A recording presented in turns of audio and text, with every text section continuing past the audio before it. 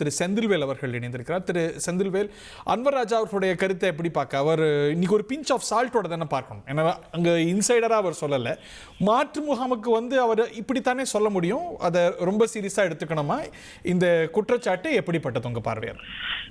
நான் அன்வர் ராஜா கருத்துல முரண்படுறேன்.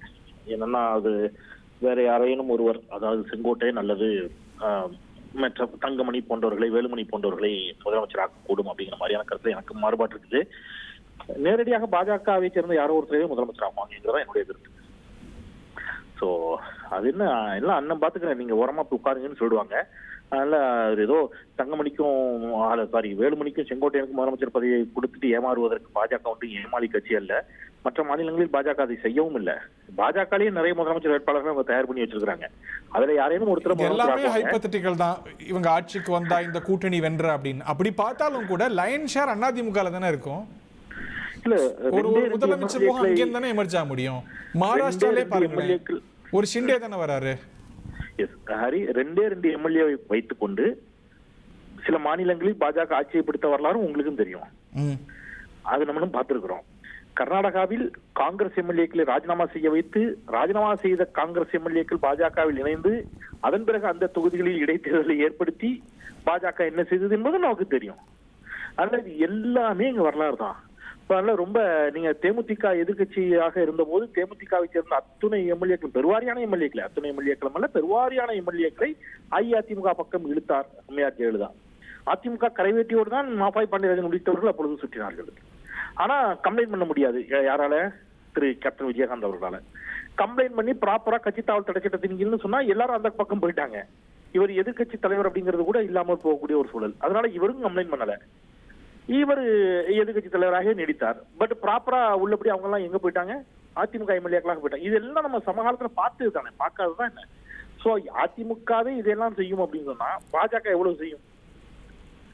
இது எல்லாவற்றுக்குமான பாசிபிலிட்டிஸும் இருக்குது. அப்புறம் எனக்கு முன்பாக பேசிய மரியாதைக்குரிய நான் பெருந்து மதிக்கக்கூடிய சகோதரர் மூத்த பத்திரிகையாளர் துக்ளக் ரமேஷ் அவர்கள் ஒரு கருத்து சொன்னார். எனக்கு அது டவுட் தான், மாறுபட்ட கருத்து கொடுங்க. எனக்கு சந்தேகமா கேட்கிறேன்.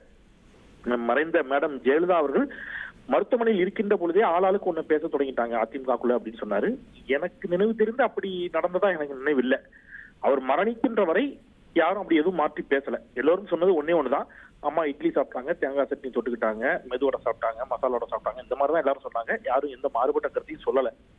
அவர் மறைவுக்கு பிறகு எப்பொழுது பிரச்சனை ஆரம்பிக்குதுன்னா, திருமதி வி.கே. சசிகலா அவர்கள் முதலமைச்சர் என்று எல்லா எம்எல்ஏக்களும் முடிவெடுக்கின்ற பொழுது பாஜக உள்ள வருது. அங்கதான் பிரச்சனை ஆரம்பிக்குது. மெடிக்கல் லீவ்ல கிளம்பி மகாராஷ்டிரா போயிடுறாரு அன்றைக்கு இருந்த ஆளுநர். சோ அவர் அவங்களுக்கு பதவி பிரமாணம் செய்து வைக்க மறுக்கிறார். அந்த வழக்கு வேகமடிக்கிறது. விரைவாக இவர் குற்றவாளின்னு தீர்ப்பளிக்கிறாங்க. ஒரு பக்கம் ஓபிஎஸ் போய் இதே துக்ளக் ஆசிரியர் திரு குருமூர்த்தி அவர்கள் தியானம் இருக்க சொல்லுகிறார். பிரச்சனையே எப்ப ஸ்டார்ட் ஆகுதுன்னா, ஜெயலலிதா இறந்த போது கூட ஸ்டார்ட் ஆகல. சசிகலா முதலமைச்சர் என்று வருகின்ற போது பிரச்சனை ஸ்டார்ட் ஆகுது. ஏன்னா சசிகலா முதலமைச்சர் ஆனாங்கன்னா திருப்பி அதிமுக பாஜகவுக்கு ஒரு ஃபேவரட் இருந்தது, இல்லாட்டி ஒரு நெகட்டிவ் லிஸ்ட் இருந்ததுங்கிற கருத்தியல்ல இது வருது. பட் அந்த மாதிரி இவங்களுக்கு இன்னைக்கு திரு எடப்பாடி பழனிசாமி தான் கூட்டணி தலைமை அப்படின்னு சொல்லும் போது இப்படி மாற்று வாய்ப்பெல்லாம் அவங்க வச்சிருப்பாங்களா? நான் பாஜக அந்த கட்சிக்குள்ளேயே சோ அதை ரூல் அவுட் பண்றீங்க நீங்க? நிச்சயமா நான் ரூல் அவுட் பண்றேன். ஏன்னா பாஜகவோட எய்ம் சார், தமிழ்நாட்டுல அவங்க காலூன்ற வேண்டும் என்பது அவங்களுடைய எய்ம். அது எல்லா கட்சிக்கும் இருக்கிறது தான். எல்லா கட்சியும் அவங்க ஆட்சி பிடிக்கிறதா நினைப்பாங்க. அதற்கு இன்றைக்கு தேதியில அதிமுக பலவீனப்படுவது மட்டும்தான் பாஜக ஒற்றை வழி. ஏன்னா ஆன்டி டிஎம்கேங்கிற ஸ்ட்ராங்கான ஒரு ஸ்டாண்ட்ல நின்று அதிமுக நீங்க புதிய வாக்காளர்கள் வரப்போறது இல்லை, ஏற்கனவே இருக்கிற வாக்காளர்களை தான் பங்கிட்டுக் கொள்ள வேண்டும். அப்ப ஏற்கனவே இருக்கக்கூடிய வாக்காளர்களில் எந்த வாக்காளர்கள் பாஜக பக்கம் செல்லக்கூடும் என்று வருகின்ற பொழுது அஇஅதிமுக வாக்காளர்களை நம்ம பக்கம் இழுக்க முடியும் ஆன்டி டிஎம்கே ஸ்டாண்ட்ல. ஏன்னா அங்க ஒரு வலிமையான தலைமை இல்ல, மேடம் ஜெயலலிதா இன்னைக்கு இல்ல. சோ எடப்பாடி பழனிசாமியை பலவீனப்படுத்தணும். ஒரு வலிமையான தலைமை மீண்டும் அதிமுகவிற்குள் உருவாகிவிடக் கூடாது என்று பாஜக நினைக்கும். அதிமுகவில் வலிமையான தலைமை உருவாகிவிடக் கூடாது என்ற எண்ணத்திலிருந்து நான் அந்த வார்த்தையை சொன்னேன். நான் சர்க்காஸ்டிக்கா சொல்லுவேன். சோ எடப்பாடி பழனிசாமி எதற்கு முதலமைச்சர் ஆகணும்? திருப்பி ஒருவேளை இதெல்லாம் நீங்க சொன்ன மாதிரி வெற்றி பெற்றால் அதுக்கப்புறம் அது பேசலாம். பட் வெற்றி பெற்று ஒருவேளை எடப்பாடி பழனிசாமி திருப்பி ஒரு வாட்டி முதலமைச்சராக வரான்னு வைங்க, அதிமுக ஸ்ட்ராங் ஆயிடும். அதை எப்படி பாஜக விரும்பும்? சோ பாஜக விரும்பாது என்ற தளத்திலிருந்து நான் அந்த பதிவு வைத்தேன். நன்றி திரு செந்தில்வேல். இனி செல்லும் இடமெல்லாம் செய்தி. தந்தை டிவியின் வாட்ஸ்அப் சேனலை ஃபாலோ பண்ணினா செல்லருக்கும் இடமெல்லாம் செய்தி. இதோ QR கோட் இப்பவே ஸ்கேன் பண்ணுங்க, ஃபாலோ பண்ணுங்க.